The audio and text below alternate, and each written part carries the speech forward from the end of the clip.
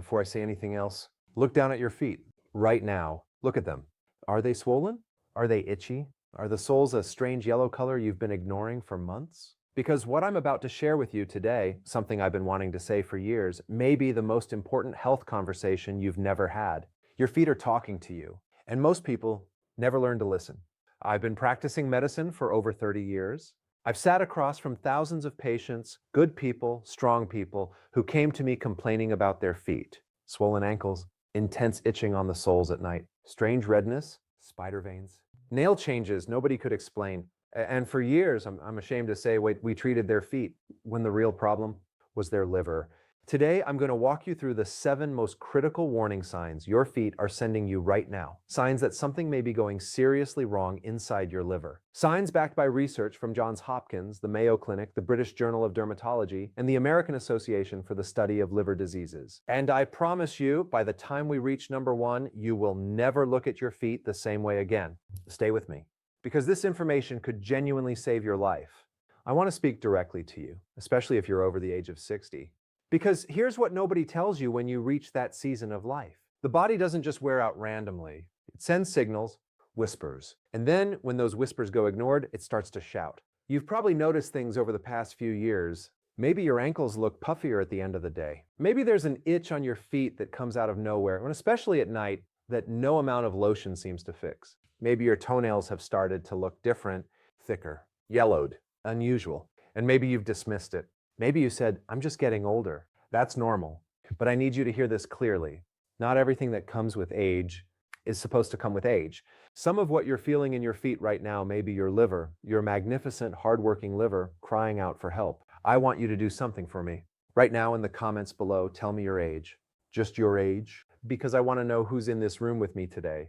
And I want every single one of you to know you are not alone in this. Let's begin. Coming in at number 7. And this one affects tens of millions of people who have absolutely no idea what's causing it. Swollen feet. Now, most doctors, and I say this with love and professional respect, most doctors will tell you to drink more water, elevate your legs, and maybe cut back on salt. And sometimes, yes, that's appropriate. But here's what they often miss. When your liver is under stress, when it's damaged by years of inflammation, poor diet, excess alcohol, fatty deposits, or even certain medications, it loses its ability to produce a critical protein called albumin. Albumin is your body's sponge. It keeps fluid inside your blood vessels where it belongs. Without enough albumin, fluid leaks out. It seeps into your tissues. And because of gravity, because you're on your feet all day, that fluid pools in the lowest point of your body. Your ankles. Your feet. A landmark study published in the journal Hepatology found that patients with early-stage liver fibrosis showed measurable reductions in serum albumin levels, and that ankle edema was one of the first visible clinical signs, appearing sometimes years before a formal liver diagnosis. Years. Think about that. Your feet knew before your doctor did. After age 65, this becomes even more critical. Why? Because aging naturally reduces liver cell regeneration. The hepatocytes, those are the liver's workhorse cells, they replicate more slowly. The organ becomes less resilient. What might cause only mild swelling in a 40-year-old can produce dramatic, painful edema in someone over 65. The mechanism is straightforward but devastating in its subtlety. Your liver produces less albumin, oncotic pressure drops, fluid escapes the vasculature, it pools distally, your ankles swell, you blame the heat, the flight, your shoes, and the liver damage quietly continues. What to watch for? Swelling that is worse in the evening, pits when you press a finger into it, called pitting edema, occurs in both feet symmetrically and doesn't improve significantly with elevation overnight. Practical step, if you have persistent bilateral ankle swelling that isn't explained by heart or kidney problems, ask your doctor specifically for a liver function panel, including serum albumin, AST, ALT, and bilirubin. Don't assume it's just age. But here's where it gets truly fascinating. Because number 6 is a sign that most people are too embarrassed to even mention to their doctor. Number 6, and this one breaks my heart a little. Because I've seen patients suffer with this for years, buying cream after cream, seeing dermatologist after dermatologist, when the answer was never in their skin at all. Intense, relentless itching on the soles of the feet, particularly at night. Particularly when you're trying to sleep. If you've experienced this, if you've ever found yourself at 2 a.m. scratching the bottom of your foot against the bed frame, desperate for relief, please know you are not imagining it. You are not crazy. And it is not a fungus. There is a medical term for this, cholestatic pruritus, and it is directly linked to liver dysfunction. Here's the biology. When your liver is compromised, particularly in conditions like non-alcoholic fatty liver disease, NAFLD, primary biliary cholangitis, or even moderate liver inflammation, it fails to properly process and excrete bile salts.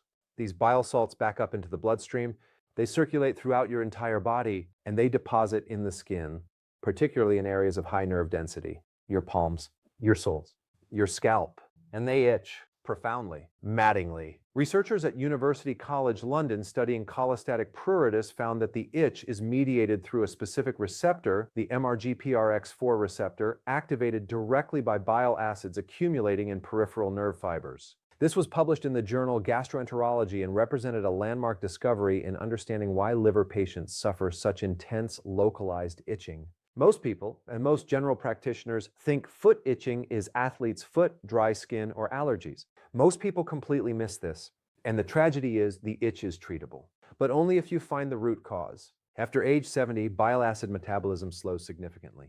The liver's ability to conjugate and excrete bile is reduced. Itching that might be mild and occasional in your 50s can become nightly torture by your late 60s and 70s. What to watch for: itching on the soles or palms, not between the toes. That's more characteristic of fungal infection. Itching that worsens dramatically at night. Itching with no visible rash or skin changes. Itching accompanied by fatigue, yellowing, or dark urine. Practical step: ask your doctor for a bile acid serum test and a liver enzyme panel. If your itch is cholestatic in origin, there are specific treatments, including ursodeoxycholic acid and cholestyramine, that address the liver, not just the skin. Antihistamines alone will not help. Now, I want to tell you about a woman named Sophia. Sophia was 71 years old, a retired school teacher from Savannah, Georgia, 42 years in the classroom, sharp as a tack, warm as a summer morning. She came to see me after being referred by her primary care physician who, bless his heart, had run out of ideas. For 3 years, Sophia had been unable to sleep through the night, not because of pain, not because of anxiety, because of itching. Every night, between midnight and 3 a.m., the soles of her feet would erupt in what she described as a fire under my skin. She'd tried every lotion on the market. She'd soaked her feet. She'd worn cotton socks to bed. She'd tried antihistamines so strong they left her groggy for days. Nothing helped. When I saw her labs that had somehow never been ordered in 3 years of suffering, I felt a chill. Her ALT was elevated. Her GGT was elevated. Her serum bile acids were nearly 3 times the normal range. Sophia had non-alcoholic fatty liver disease, stage 2. She didn't drink. She'd never been told she was at risk. She was not overweight in any dramatic way. She was just a woman in her 70s living on a diet typical for someone her age with a liver that had been silently struggling for years. We addressed her liver. Within 8 weeks of a targeted nutritional and medical protocol, including UDCA therapy, dietary modifications, and specific supplementation we'll discuss in a moment, Sophia's nighttime itching reduced by nearly 80%. She slept through the night for the first time in 3 years. She called my office at 8 a.m. on a Tuesday morning. She was crying. "Dr. Berg," she said, "I had forgotten what it felt like to wake up rested." I never forgot that call. And I share Sophia's story not to give you false hope, but to give you real hope. Because the body, even at 71, even after years of silent damage, can still respond. It can still heal. Stay with me. Because number 5 is something that shows up on your toenails, and it's one of the most overlooked diagnostic clues in all of medicine. Number 5, look at your toenails right now, all 10 of them. Are they mostly white, with just a narrow pink or brown band near the tip? If so, I need you to pay very close attention.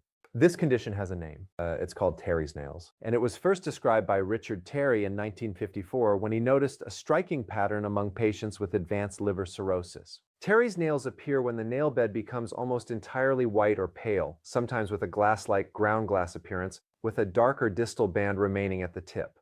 The mechanism involves the loss of vascularity in the nail bed, reduced blood supply caused by low albumin, connective tissue changes, and fibrotic changes in the liver-altering peripheral circulation. A study in the Journal of the American Academy of Dermatology found that Terry's nails were present in approximately 80% of patients with liver cirrhosis, making it one of the single most reliable cutaneous markers of advanced liver disease ever identified. 80%. And yet, when was the last time a doctor looked at your toenails? When was the last time you looked at your toenails? After age 60, nail changes become more common in general. Nails thicken, yellow, and slow their growth. This is why liver-related nail changes are so frequently dismissed as simple aging or fungal infection. But there's a difference. Fungal nails tend to be thick, crumbly, and may smell Terry's nails are thin, whitened across most of the nail with a distinct demarcation near the tip. Other liver-related nail changes include Muerke's lines, white horizontal bands across the nail associated with low albumin, clubbing, a rounding and widening of the fingertip and nail bed associated with chronic liver disease and reduced oxygenation. Practical step: photograph your toenails today. Show them to your doctor at your next visit. Specifically ask, could these be Terry's nails? Because if nobody asks the question, nobody finds the answer. And what happened next, when we get to number 3, shocked even the researchers who discovered it. But first, number 4. Number 4 gets even more fascinating, because this one isn't just on your feet, it's around them, in your skin, branching out like tiny red rivers. Spider veins on the feet and lower legs. Now, but nearly everyone develops some spider veins with age. So how do you know which ones matter? Here's the distinction. Liver-related vascular changes tend to appear in a pattern called spider angiomata, small central red spots with radiating capillary branches extending outward like a spider's legs. When you press on the center, they blanch and then refill from the center outward as you release pressure. This is different from garden variety varicose veins. Spider angiomata form because a damaged liver cannot properly metabolize estrogen. Yes, even in men and women well past reproductive age, the liver is constantly processing hormonal compounds. When liver function declines, estrogen accumulates in the bloodstream.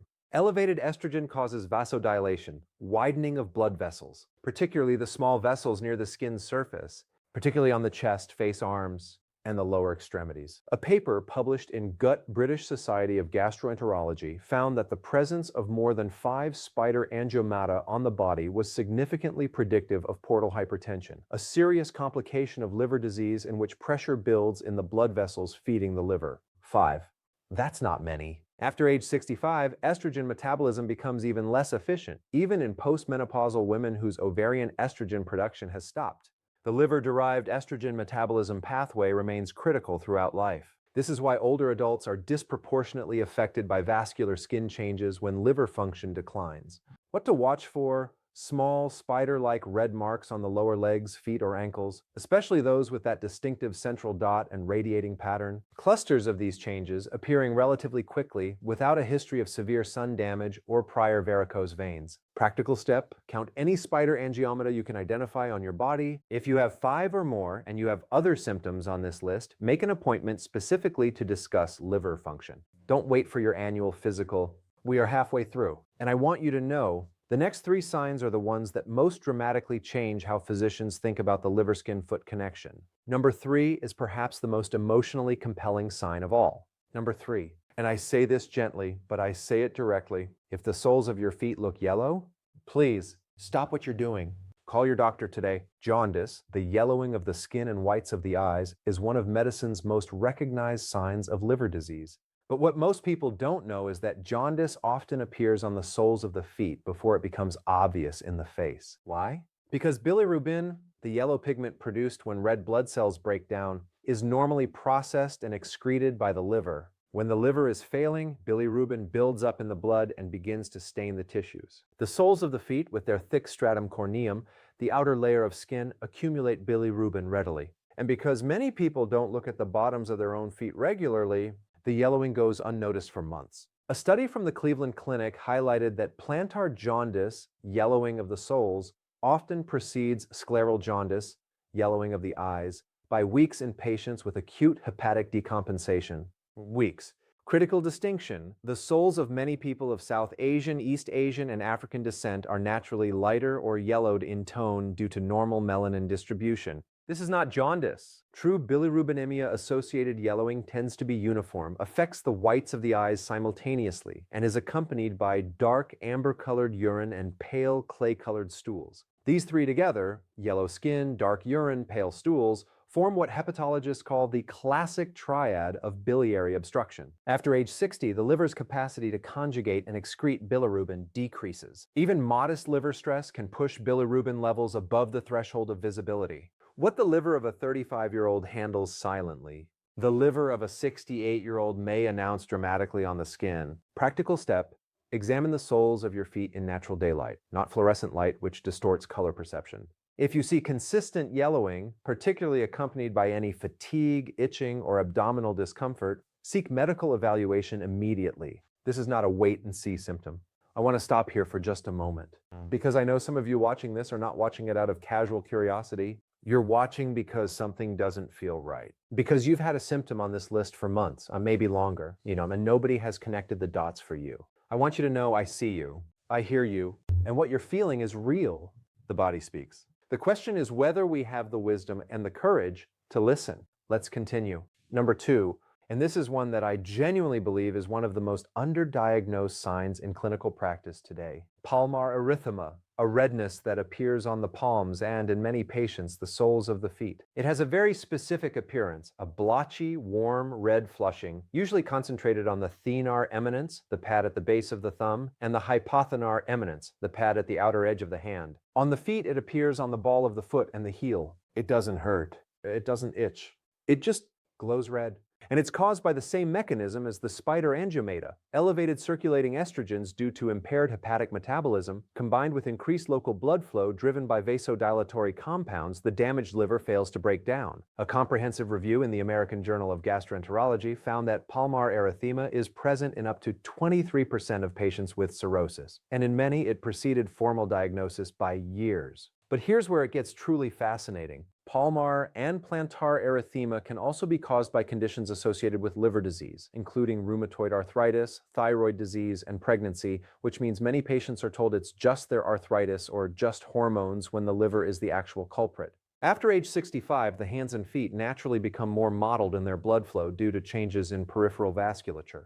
This is exactly why liver-related erythema is so frequently missed in older adults. It gets lost in the noise of normal aging. What to watch for: persistent red flushing on the palms or soles that is warm to the touch, blanches with pressure, and isn't explained by sun exposure, irritation, or local injury. Compare your palms and soles to photographs taken 6 months or a year ago. Has the redness increased? Practical step: show your doctor both your palms and soles at your next visit. Ask specifically, could this be palmar erythema related to liver function? A liver enzyme panel will often reveal elevations of ALT and AST in patients with this presentation. And now we've arrived.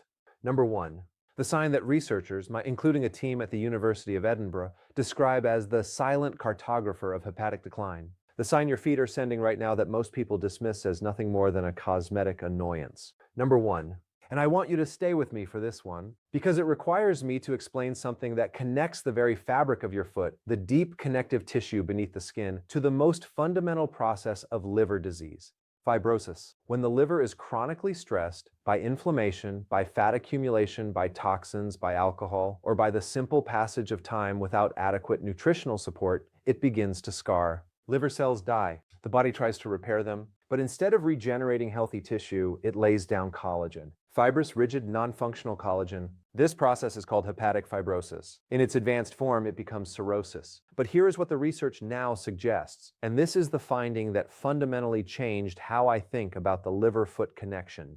The fibrotic process is not confined to the liver. A landmark study published in the Journal of Hepatology, one of the most respected journals in liver medicine, identified that patients with NAFLD and hepatic fibrosis showed dramatically elevated rates of a condition called Dupuytren's contracture and its foot equivalent Lederho's disease, plantar fibromatosis. These are conditions in which fibrous nodules develop in the connective tissue of the palms and feet, causing thickening, tethering, and in advanced cases, contracture of the fingers and toes. The connection? Myofibroblasts. The same cells responsible for liver fibrosis, myofibroblasts activated by the TGF-V, transforming growth factor beta pathway, are also responsible for fibrosis in the plantar fascia and palmar fascia.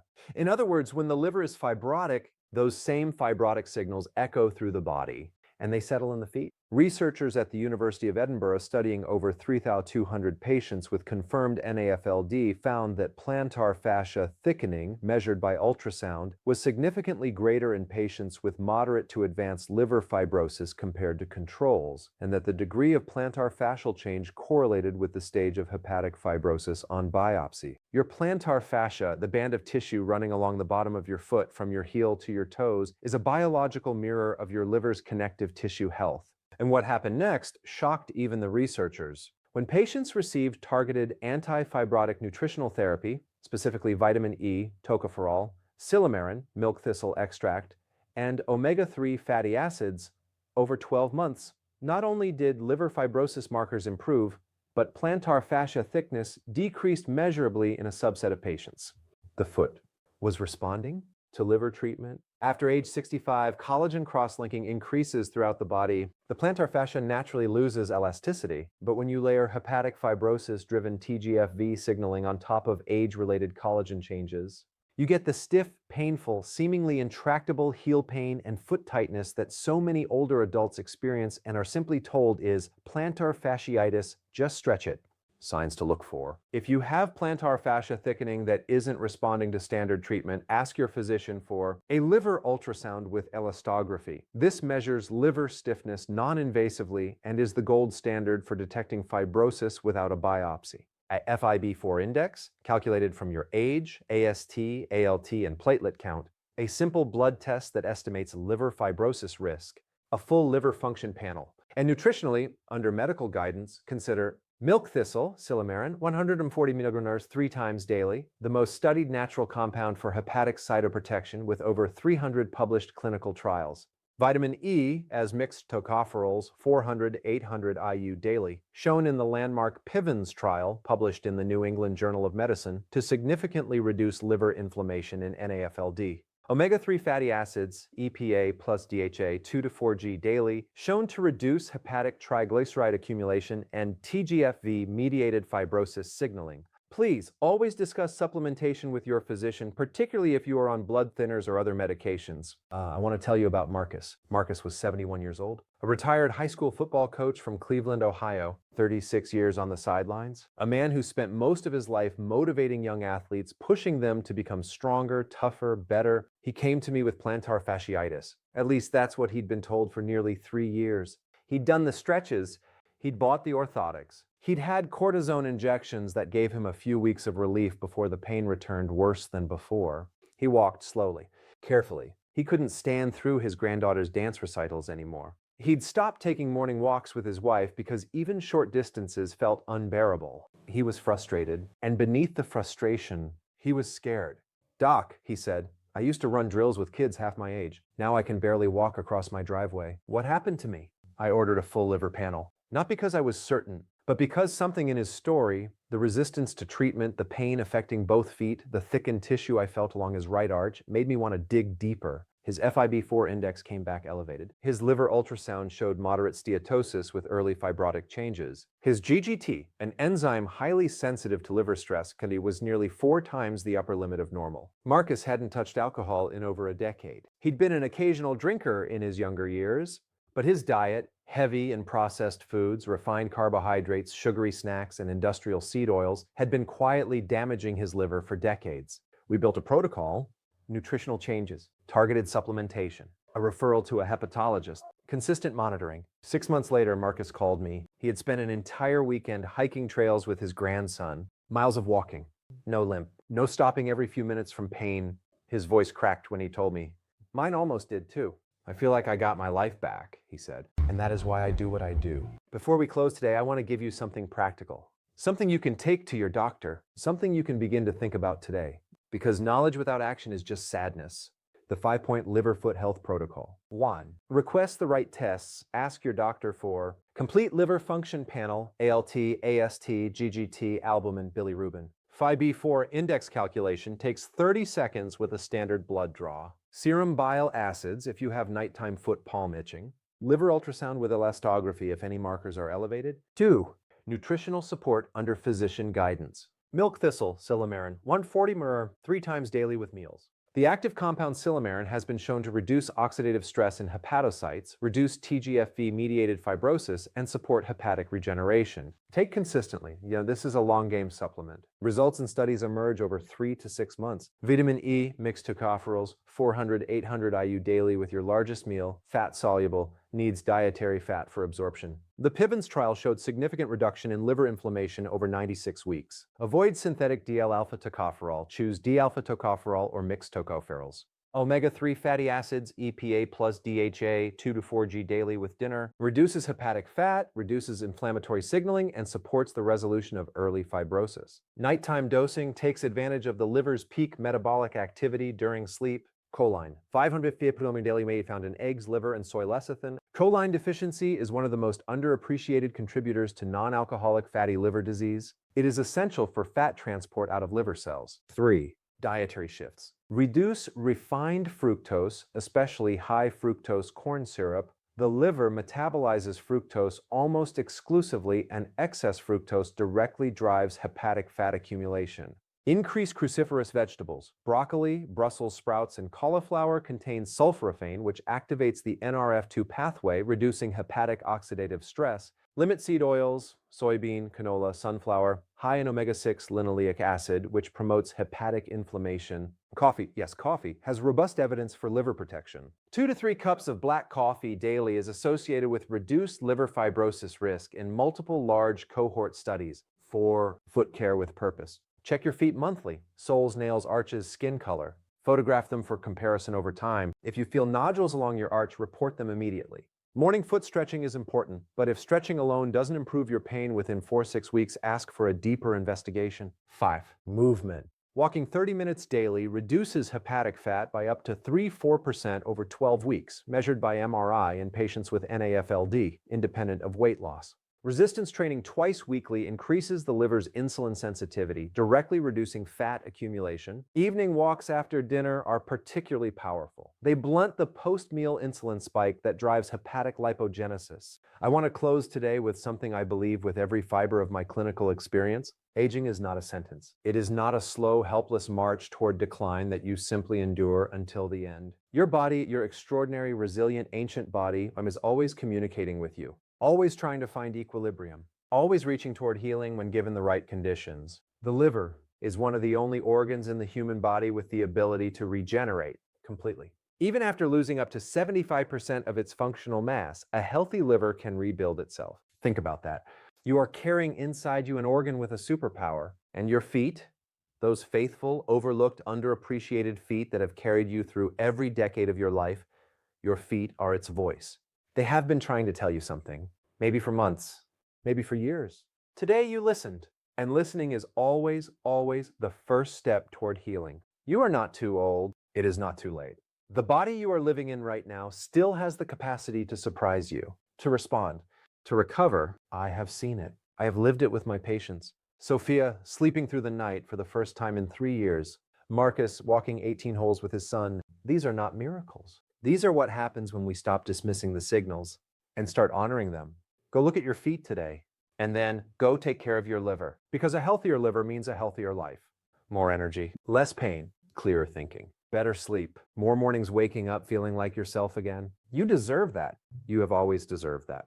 Before you go, I have 3 things I want to ask of you. First, if this video added value to your life today, if it gave you information you needed, questions to ask, or simply the feeling that someone finally sees what you've been experiencing, please subscribe to this channel. Hit that bell notification, because every week I bring you information like this, evidence-based, emotionally honest, and dedicated entirely to helping you live better in the body you're in right now. Second, I want you to drop a comment below. Tell me your age. Tell me which of these 7 signs you recognized in yourself. Tell me if you've been dealing with foot itching, swelling, nail changes, or heel pain that nobody has explained to you. I read every comment.